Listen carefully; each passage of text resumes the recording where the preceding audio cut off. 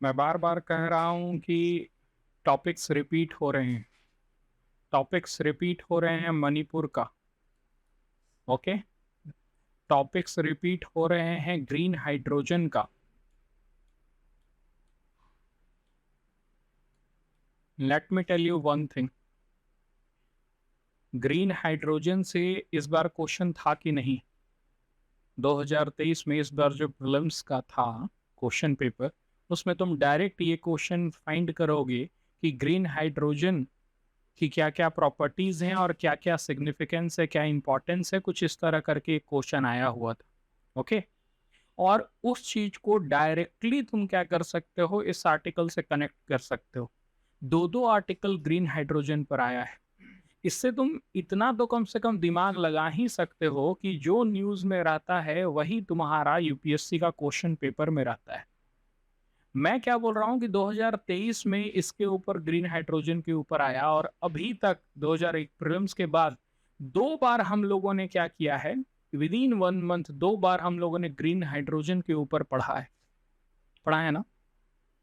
तो it means that कि पूरे साल भर में कम से कम 10 से 12 आर्टिकल छपेंगे। 10 to 12 आर्टिकल या छपे थे या छपेंगे। क्योंकि ग्रीन एनर्जी, ग्रीन फाइनेंसिंग, यही फ्यूचर है। समझ में आ रहा है? जैसे कि फ्यूचर में हम लोगों को क्या चाहिए ना, सस्टेनेबल ग्रोथ चाहिए। ओके। सस्टेनेबल होने का मतलब है कि जो भी एनर्जी हम प्रोड्यूस कर रहे हैं ना, जो भी एनर्जी हमें चाहिए ना, उसके लिए हम अपना फॉसिल फ्यूल को कम से कम यूज करें और ज्यादा से ज्यादा रीन्यूएबल सोर्सेज ऑफ एनर्जी के ऊपर मूव करें। रीन्यूएबल सोर्सेज ऑफ एनर्जी में क्या हो जाता है, जैसे यूरेनियम का यूज हो गया, हाइड्रो इलेक्ट्रिसिटी का यूज हो गया, हाइड्रो पावर प्लांट का यूज हो गया, उसके साथ साथ और किसका यूज हो गया, तुम्हारा ग्रीन हाइड्रोजन का यूज हो गया। तो फ्यूचर जो है ना, वो renewable sources of energy, solar हो गया, विंड हो गया, वही ड्राइव करने वाला है। समझ में आ रहा है? उसी के ऊपर आगे भी तुम क्वेश्चंस देखोगे। और ग्रीन हाइड्रोजन क्योंकि नया चीज है, जैसे कि सोलर बहुत दिन से चल रहा है। क्या इंटरनेशनल सोलर अलायंस के ऊपर क्वेश्चन नहीं आया था? आया था। समझ में आ रहा है? सोलर के ऊपर, विंड के ऊपर, जियो थर्मल एनर्जी के ऊपर, टाइडल एनर्जी के ऊपर यूपीएससी हमेशा से क्वेश्चन पूछते हुए आया है। जो नया पॉइंट था वो था ग्रीन हाइड्रोजन, और उसके ऊपर भी पूछा है। In this topic we are going to discuss about two thing. The first is green financing, क्या होता है। दूसरा चीज जो हम लोग देखने वाले हैं वो ग्रीन हाइड्रोजन कैसे हम लोग प्रोड्यूस करते हैं, उसको हम लोग देखने वाले हैं।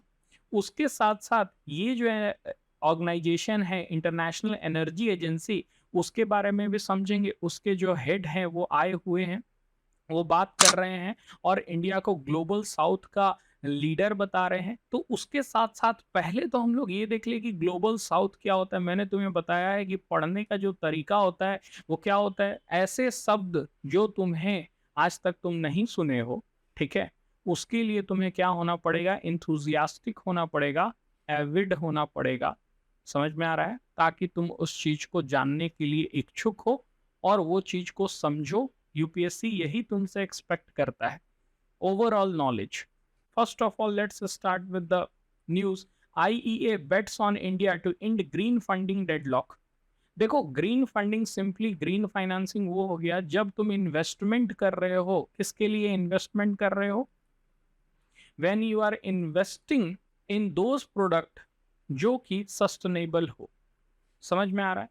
फॉर एग्जाम्पल, अगर तुम एनर्जी प्रोडक्शन के लिए इन्वेस्टमेंट कर रहे हो कि हम एक थर्मल पावर प्लांट खोलेंगे, ठीक है, जिसमें कि हम लोग कोल का यूज करेंगे, और कोल का यूज करके क्या करेंगे, पानी को गर्म करेंगे, उससे स्टीम जनरेट करेंगे, टरबाइन घुमाएंगे और इलेक्ट्रिसिटी प्रोड्यूस करेंगे। It means you are using the fossil fuel to get your energy. It is not, और इसके लिए जो पैसा लगा रहे हो that would not be green financing. But अगर पैसा तुम लगा करके क्या कर रहे हो, सोलर फार्म खोल रहे हो, एक लार्ज एरिया में क्या कर रहे हो, सोलर पैनल्स लगा रहे हो, और उसके लिए जब इन्वेस्टमेंट कर रहे हो, that could be termed as green financing. ये समझ में आ रहा है? जब तुम्हारे पैसे इन्वेस्ट हो रहे हैं ऐसे प्रोजेक्ट में जो कि एनर्जी प्रोड्यूस तो करता है पर रीन्यूएबल सोर्सेस ऑफ एनर्जी का यूज करके, समझ में आ रहा है? ओके, जैसे सोलर हो गया, विंड हो गया, ग्रीन हाइड्रोजन हो गया, हाइड्रो इलेक्ट्रिसिटी हो गया। हाइड्रो यहाँ पानी का यूज कर रहे हैं, ओके। थर्मल का यूज यहाँ नहीं कर रहे हैं, कोल का यूज नहीं कर रहे हैं। समझ में आ रहा है? ऐसे प्रोजेक्ट में जब पैसा लगा रहे हो, that would be green financing. Now यहाँ पर क्या कहना चाह रहे हैं आईईए के executive director Fateh Birol is relying on India to break the deadlock on creating a financial mechanism to boost clean energy investment in developing countries, as he sees the country as the leader of the global south. समझो इस बात को। पहला number तो ये मक्खन लगा रहा है भारत को कि तुम हो ग्लोबल साउथ का leader. Of course India global south का लीडर है, समझ में आ रहा है। और इंडिया से ये एक्सपेक्ट ये कर रहा है आईईए का एग्जीक्यूटिव कि भारत जो ग्लोबल साउथ यानी कि डेवलपिंग नेशन, तुम्हें पहले समझना पड़ेगा कि ये ग्लोबल साउथ और ग्लोबल नॉर्थ क्या है, उसके लिए ये मैप यूज करते हैं, ठीक है। इसको विली लाइन भी कहते हैं या फिर ब्लेंडेड लाइन भी कहते हैं, ओके। ये जो line can you see out here, ये जर्मन चांसलर थे 1980s के समय में। विली, जर्मनी कहाँ पर है? This is Germany, okay. यही जर्मनी है ना? हाँ यही जर्मनी होगा, ठीक है। ये पोलैंड है, ये जर्मनी है। सो जर्मनी जो है, जर्मनी के 1980s में वो क्या थे? जर्मनी के चांसलर हुआ करते थे, हेड हुआ करते थे, और उन्होंने ये लाइन को एक तरह से डिफाइन किया था कि ये एक ऐसा लाइन है जो क्या करता है, ग्लोबल नॉर्थ और ग्लोबल साउथ को डिवाइड करता है। You can see out here, north का जो रीजन है वहां पर वो सारे कंट्री हैं जो कि डेवलप्ड नेशन है, और साउथ का जो रीजन है वहां पर वो सारे कंट्री हैं जो डेवलपिंग नेशन है। और ये देखो लाइन बहुत ही चतुराई से यहाँ पर क्या कर रहा है, इस तरह से ऑस्ट्रेलिया को, ऑस्ट्रेलिया है साउथ में लेकिन उसको एक्सक्लूड करते हुए वो एक क्या कर रहा है, ये ग्लोबल साउथ बना रहा है। समझ में आया? तो यही ग्लोबल साउथ का लीडर किसको बोला जा रहा है कि भारत तुम क्या हो, ग्लोबल साउथ का तुम लीडर हो। और यही ये जो आईईए के एग्जीक्यूटिव हैं वो कहना चाह रहे हैं कि जो नॉर्दर्न, ग्लोबल नॉर्दर्न कंट्रीज ने गलतियां की हैं तुम उसे मत दोहराओ, और इंडिया तुम क्या करो, लीड करो, और इन सारे कंट्रीज को ये बोलो कि आप लोग इन्वेस्टमेंट करिए ऐसे प्रोजेक्ट में जो कि क्या करने में, जो कि रिन्यूएबल एनर्जी के ऊपर हो। समझ में आ रहा है? ये सारे कंट्री को आप लीड करिए, आप बताइए कि कितना इंपॉर्टेंट है सोलर के ऊपर लगाने के लिए पैसा, कितना इंपॉर्टेंट है विंड, क्योंकि पहले से ही ये नॉर्दर्न पीपल जो है ना, उन्होंने क्या किया है, पूरी तरह से इन्वायरमेंट को बर्बाद करके रख दिया गया है। इन लोगों ने खूब कोल का यूज किया, खासकर ये यूरोपियन कंट्री जो है ना, राइन रिवर के किनारे खूब कोल मिला करता था। यूएसए में बहुत बड़ा मात्रा में कोल मिलता था। इन लोगों ने क्या किया है, पूरा कोल का यूज करके, जो इन लोगों का इंडस्ट्रियल रेवोल्यूशन था उसमें जो एनर्जी की जरूरत थी उसमें इन लोगों ने क्या किया है, कोल का भरपूर यूज किया है। और यहीं पर थोड़ा सा मुझे गुस्सा आता है इस आईईए के डायरेक्टर के ऊपर कि बोल रहा है कि जो डेवलप्ड कंट्री ने गलती किया वही डेवलपिंग कंट्री ना करे। क्यों ना करे? करेगा। Let me tell you why. बहुत सिंपल सा पॉइंट है। तुम क्या टेक्नोलॉजी ट्रांसफर कर रहे हो, तुम जो ज्ञान दे रहे हो बैठ के यहाँ पर, तुम एक काम करो, जो तुम्हारे पास टेक्नोलॉजिकल एडवांसमेंट है ये सारे फील्ड में, उसको तुम आराम से फ्रीली ट्रांसफर करो। तो इन्वायरमेंट को तुम्हें बहुत ज्यादा चिंता हो रही है ना, तो तुम्हारे पास जो टेक्नोलॉजिकल एडवांसमेंट है वो भारत को दो, भारत करेगा। लेकिन अगर तुम ये सोच रहे हो कि भारत खुद से टेक्नोलॉजी डेवलप करे और खुद से वो मूव करे रिन्यूएबल पर, तो उसमें समय है, और तब तक भारत झरिया से कोल निकालेगा, ठीक है, धनबाद से कोल निकालेगा, इलेक्ट्रिसिटी प्रोड्यूस करेगा, क्योंकि भारत की जरूरत है इंडस्ट्रियलाइजेशन, और भारत के इंडस्ट्रियलाइजेशन को जो ग्रोथ देगा उसमें सबसे इंपॉर्टेंट कोल है। बिना कोल का हमारा काम नहीं चलने वाला है। हम लोग अगर सोचे कि ये सोलर लगाने लगेंगे तो ठीक है, सोलर लगाया जाएगा जब हमारे पास उस तरह का टेक्नोलॉजी होगा कि कम सोलर पैनल में ज़्यादा इलेक्ट्रिसिटी को प्रोड्यूस कर दें। हम लोग मूव कर रहे हैं, उसी डायरेक्शन में मूव कर रहे हैं। ये ऐसे ही नहीं हमें ग्लोबल साउथ का लीडर और बोल रहा है कि डेडलॉक जो है फाइनेंसिंग में उसको थोड़ा सा इंक्रीज करने के लिए बात कर रहा है, क्योंकि इंडिया देखा ही जाता है कि इंडिया स्टार्टिंग से ही मूव कर रहा है और बोल रहा है कि नहीं 2070 तक हम लोग क्या हो जाएंगे, नेट कार्बन न्यूट्रल हो जाएंगे, नेट कार्बन न्यूट्रल हो जाएंगे। बहुत कम ही कंट्री हैं जो नेट कार्बन न्यूट्रल है। For example if you can see out here, यहाँ पर एक छोटा सा कंट्री है, नाम है भूटान, ये नेट कार्बन न्यूट्रल है। और बहुत सारे यूरोपियन कंट्रीज ने इस चीज को 2035 भी रखा हुआ है, 40 भी रखा हुआ है, बिकॉज इंडिया ने उस तरह का डेवलपमेंट अभी तक किया ही नहीं है। सो ये यहीं पर यही पॉइंट बोलना चाह रहे हैं कि भारत तुम क्या करो, लीड करो ग्लोबल साउथ को। और इसी लीड करने का एक प्रोसेस में एक और उसी के साथ जुड़ा हुआ ये भी न्यूज है, epicentre for green H2 development, green hydrogen का डेवलपमेंट के लिए भारत एपीसेंटर हो सकता है। समझ में आ रहा है? अब ग्रीन हाइड्रोजन क्या होता है, कैसे प्रोड्यूस होता है, ये भी हम लोगों को समझना पड़ेगा। समझ में आ रहा है? तब ना इन डेप्थ जाएंगे।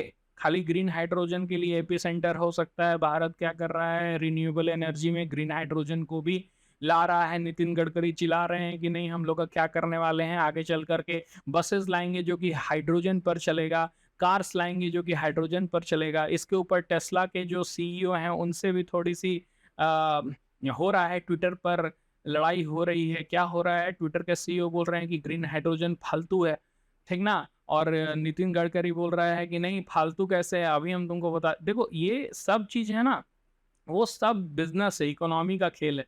समझ में आ रहा है?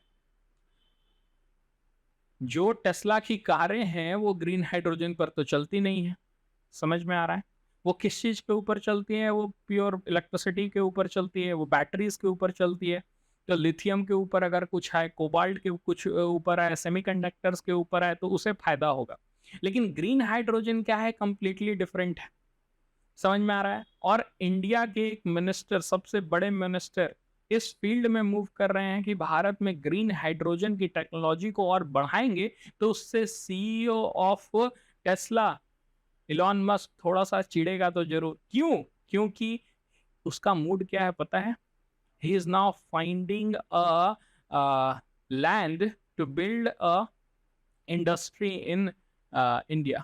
समझ में आ रहा है? वो लैंड खोज रहा है कि कहाँ से मिल जाए एक अच्छा सा लैंड। और क्योंकि देखो टेस्ला की गाड़ियां जो है ना वो भारत में बिकती नहीं है, आती नहीं है। क्यों? क्योंकि 100% उसका उसके ऊपर टैक्स लगता है, और इसी के वजह से वो बेचता ही नहीं है कि कौन खरीदेगा इतना महंगा। ये सारे कुछ कारण जो है ना, भारत क्या बोलता है, भारत बोल रहा है कि अगर तुम्हें बेचना ही है तो यहाँ प्रोड्यूस करो, यहाँ पर प्रोडक्शन करो, और फिर जितना बेचना है बेचो। लेकिन अगर तुम क्या कर रहे हो, उस कार को भारत में चाइना से बना रहे हो और भारत में लाके बेच रहे हो, होने नहीं देंगे। लग्जरी कैटेगरी में डाल देंगे, और लग्जरी कैटेगरी में डाल देंगे, इंपोर्ट ड्यूटी 100% लगेगा। 30 लाख का गाड़ी है, 60 लाख में बिकेगा, बेचो कैसे बेचते हो। समझ में आ रहा है? तो ये टशल है, इसको थोड़ा सा साइड करते हैं, ग्रीन हाइड्रोजन के ऊपर चलते हैं कि आखिर ग्रीन हाइड्रोजन होता क्या है और ग्रीन हाइड्रोजन का प्रोडक्शन कैसे होता है। तो उसके लिए हम लोग ये इन्फोग्राफिक्स देखते हैं। You can see out here how to get hydrogen. सबसे पहला प्रोसेस क्या होता है, हाइड्रोजन को लेने के लिए तो तुम्हें पानी चाहिए। समझ में आ रहा है? जब तुम्हारे पास पानी है तो तुम क्या कर सकते हो, इलेक्ट्रोलाइसिस का प्रोसेस करके पानी में बिजली का यूज करके तुम हाइड्रोजन और ऑक्सीजन को अलग कर सकते हो। क्या कर रहे हो तुम, करंट का यूज करके हाइड्रोजन और ऑक्सीजन को अलग कर दे रहे हो। ये तुम एक सेल में भी कर सकते हो जिसको हाइड्रोजन फ्यूल सेल कहोगे, जिसमें कि पानी भरा हुआ होगा, एक तरफ हाइड्रोजन और दूसरे तरफ क्या करोगे, ऑक्सीजन जो है तुम अलग करके कंसंट्रेट कर लोगे, बाहर निकाल दोगे। अब इस प्रोसेस के लिए तुम अगर सोलर पैनल यूज कर रहे हो, जैसे कि सनलाइट को स्टोर किया, सनलाइट है, सनलाइट, सन से जो हीट और लाइट निकल रहा है उसका सोलर पैनल पर इंसिडेंट हुआ, हीट नहीं लाइट, फोटोन्स का यूज किया जाता है, फोटोन्स का यूज किया जाता है। फोटोन्स इंसिडेंट होते हैं सोलर पैनल के ऊपर, जिसकी वजह से इलेक्ट्रिसिटी प्रोड्यूस होता है।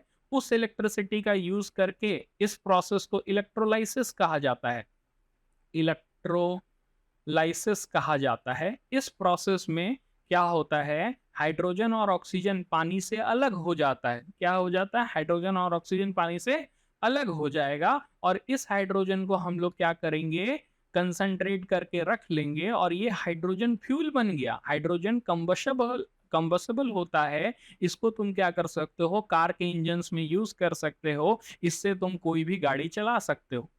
समझ में आया? तो सोचो पानी का यूज करके हम लोगों ने क्या कर दिया, एक फ्यूल बना दिया। अब ये इलेक्ट्रोलाइसिस प्रोसेस तुम डायरेक्ट करंट इलेक्ट्रिसिटी को करके कर सकते हो। बायोलॉजिकल मेथड भी है जिसमें कि एल्गी क्या करते हैं ना, एल्गी, ठीक है, ग्रीन माइक्रो एल्गी फोटोसिंथेसिस करते हैं जिससे कि हाइड्रोजन और ऑक्सीजन स्प्लिट हो जाते हैं, अलग हो जाते हैं। ये बायोलॉजिकल मेथड है, ये तुम्हारा प्योर इलेक्ट्रोलाइसिस है। इसमें इलेक्ट्रोलाइसिस हो रहा है पर फोटो इलेक्ट्रोलाइसिस हो रहा है, यानी कि सनलाइट का यूज हो रहा है। ओके, ये प्रोसेस थोड़ा सा क्या होगा ना, चीपर नहीं होगा, क्योंकि तुम बिजली तो यूज कर रहे हो, एक एनर्जी को यूज कर रहे हो तुम दूसरे एनर्जी को प्रोड्यूस करने में। इसको क्लियर कट समझ सकते हो कि कोयला का यूज करके तुम पहले क्या किया, बिजली प्रोड्यूस किया, और उस बिजली का यूज करके तुम हाइड्रोजन फ्यूल का प्रोडक्शन किया। तो इसका मतलब क्या हो रहा है कि तुम पहले ही खपत कर दे रहे हो। ये प्रोसेस चीप तो नहीं होगा, लेकिन with the advancement in the technology, अगर फोटो इलेक्ट्रोलाइसिस करते हैं, यानी कि सूरज का किरणों से हम लोग क्या कर रहे हैं, इलेक्ट्रोलाइसिस कर रहे हैं, तो ये थोड़ा सा सस्ता पड़ेगा, और बायोलॉजिकल मेथड और ज्यादा सस्ता पड़ेगा। तो बहुत ज्यादा टेक्नोलॉजिकल एडवांसमेंट होने की जरूरत है जिससे कि हम लोग ग्रीन हाइड्रोजन को और चीप बना सकते हैं। समझ में आ रहा है? और इसीलिए भारत क्या हो सकता है, एक एपिसेंटर हो सकता है। Oil Minister Hardeep Singh Puri said on Wednesday that India will be a place for green hydrogen development because there is a demand here. दो चीज समझो, कोई भी इंडस्ट्री का कहीं पर भी ग्रोथ के पीछे कुछ फैक्टर्स होते हैं। जैसे कि कंसिडर करो, बेसिक फैक्टर क्या होता है ना, एक होता है लैंड, जमीन चाहिए कोई भी इंडस्ट्री खोलना है। दूसरा होता है लेबर, ओके, चीप लेबर होगा। जैसे इंडस्ट्रीज मोस्टली खुलते हैं चाइना में, बिकॉज वहां पर लेबर जो होता है वो चीप होता है। और तीसरा कैपिटल, पूंजी भी तो चाहिए हमें। अब इसके साथ साथ और भी बहुत सारा फैक्टर्स होते हैं, ये तो तीन बेसिक फैक्टर्स हो गया। जैसे कंज्यूमर भी तो होना चाहिए, खरीदने वाला भी तो होना चाहिए, कंज्यूमर भी तो होना चाहिए जो खरीदेगा। तो यहाँ पर क्या बोल रहे हैं कि कंज्यूमर यहाँ पर है, यहाँ पर डिमांड है। सो डिमांड यहाँ पर है, इसीलिए यहाँ पर ये इंडस्ट्री का डेवलपमेंट हो सकता है। कंज्यूमर और सोर्स भी होना चाहिए। जैसे कि मैं आगे का एक और आर्टिकल है जिसमें कि दिया हुआ है तास्मेनिया। तास्मेनिया जो है, जो ऑस्ट्रेलिया में है, वो क्या होने वाला है, एक ऐसा रीजन होने वाला है जहां पर हाइड्रोजन का डेवलपमेंट बहुत ज्यादा होगा। You can see out here, this is a map of Australia and this is Tasmania. Okay, Tasmania में हाइड्रोजन का डेवलपमेंट होने वाला है। एक बहुत बड़ी इंडस्ट्री लगेगी जिससे कि ग्रीन हाइड्रोजन जो होगा वो लगेगा। अब तुम देख रहे हो कितने आर्टिकल हैं एक ही टॉपिक के ऊपर, और ये सब आर्टिकल 2-3 दिनों का एमलगमेशन है, 2-3 दिन में ही आए हैं। तो इससे ये पता चल रहा है कि ग्रीन हाइड्रोजन, और ये बात मुझे पहले से भी पता थी, मैंने क्लास में पेट्रोल ब्लेंडिंग पढ़ाया है, मैंने ग्रीन हाइड्रोजन पढ़ाया है। ओके, और वही क्वेश्चन आ रहा है, फिर भी टीचर बोल रहे हैं कि पता ना कहाँ से क्वेश्चन आ रहा है। क्वेश्चन वहीं से आ रहा है, पढ़ोगे तब ना। टॉपर्स आगे कह देते हैं कि नहीं, हम न्यूज़पेपर नहीं पढ़ना चाहिए। ऐसा नहीं होता है। न्यूज़पेपर को उस तरह से पढ़ना है जिसमें कि तुम स्टैटिक पोर्शन को हमेशा साथ में लेते हुए चलो, ठीक ना। And I am proving it. हर बार जब भी मैं पढ़ाता हूँ कोई टॉपिक, मैं बताता हूँ कि किस तरह से इसको स्टैटिक में लिंक करो और किस तरह से इसके ऊपर क्वेश्चन आया हुआ है ना। चलो ठीक है। So you can see out here, hydrogen hype हो रहा है, तास्मेनिया में इसका डेवलपमेंट होने वाला है। और क्योंकि तास्मेनिया में पानी की कोई कमी नहीं है, ओके, हाइड्रो प्रोजेक्ट है, यहां पर बिजली की कोई कमी नहीं है, पानी है। उसके बाद बिजली की कमी इसलिए नहीं है क्योंकि विंड मिल बहुत सारे हैं। ओके, विंड फार्म यहां पर बहुत सारे हैं, तो विंड फार्म से इलेक्ट्रिसिटी लेगा, पानी को इलेक्ट्रोलाइसिस करेगा, उससे ग्रीन हाइड्रोजन बनाएगा। लेकिन प्रॉब्लम भी आ जाता है, जब इसको पढ़ोगे ना तो प्रॉब्लम जो है वो निकल के आएगा इस पूरे आर्टिकल से, और तुम्हारा 2023 वाला जो क्वेश्चन है ना वो पूरी तरह से बन जाएगा। इस आर्टिकल से ही तुम्हारा तीनों जो टॉपिक है वो क्लियर हो जाता है। मैं देख रहा था उस चीज को। ओके, तो यहाँ पर क्या बोल रहा है कि जैसे कि एक उसमें स्टेटमेंट था ना कि क्या तुम ब्लेंड कर सकते हो, क्या तुम ग्रीन हाइड्रोजन को दूसरे गैसेस के साथ मिला सकते हो और फिर उसे एक्सपोर्ट कर सकते हो, क्या ये एक्सपोर्टेबल है? क्या ग्रीन हाइड्रोजन को तुम कंबशेबल इंजन यानी कार ये सब में यूज कर सकते हो? तो ऑफ कोर्स यूज कर सकते हैं, यही तो हम लोग पढ़ रहे हैं, यही तो बोल रहे हैं। नितिन गडकरी क्या कर रहे हैं, कार ला रहे हैं, बसेस ला रहे हैं, तो पहला स्टेटमेंट तो सही हो जाता है। क्या इसको ट्रांसपोर्ट कर सकते हैं कि नहीं? तो यहाँ पर ये बोलता है ना ये आर्टिकल आगे चल के कि तास्मेनिया में ये इंडस्ट्री को डेवलप कर रहा है और इस इंडस्ट्री को डेवलप करेगा, यहाँ पर ग्रीन हाइड्रोजन का प्रोडक्शन करेगा और उसके बाद फिर इसको यहाँ पर ऑस्ट्रेलिया में शिप करेगा। तो ऑफ कोर्स इसको हम लोग क्या कर सकते हैं, शिप कर सकते हैं। और ग्रीन हाइड्रोजन गैस के फॉर्म में होता है, थोड़ा सा मुश्किल है इसको क्या करना, शिप करना। तो इसको मिथानॉल में कन्वर्ट कर दिया जाएगा। ओके, इसको ब्लेंड कर दिया जाएगा और फिर इसको क्या किया जाएगा, ट्रांसपोर्ट किया जाएगा। और ये थर्ड था कि क्या उसको दूसरे गैसेस के साथ भी ब्लेंड किया जा सकता है? तो ऑफ कोर्स किया जा सकता है। दैट्स हाउ ये आर्टिकल तुम्हारा वो तीनों क्वेश्चन का आंसर दे देता है। समझ में आया? ओके, फिर आगे क्या बोल रहा है? देखो, many electrolyser manufacturer in the world today have got a tie up on the production here. अब देखो इलेक्ट्रोलाइजर, फिर यही बोल रहा है इलेक्ट्रोलाइजर की जरूरत होगी। Okay, electrolysis is a process in which hydrogen and oxygen can be separated from the water. Okay, H2O को इलेक्ट्रोलाइसिस प्रोसेस से तुम हाइड्रोजन और ऑक्सीजन में तुम बदल सकते हो। समझ में आ रहा है? कोई दिक्कत नहीं है? ठीक है।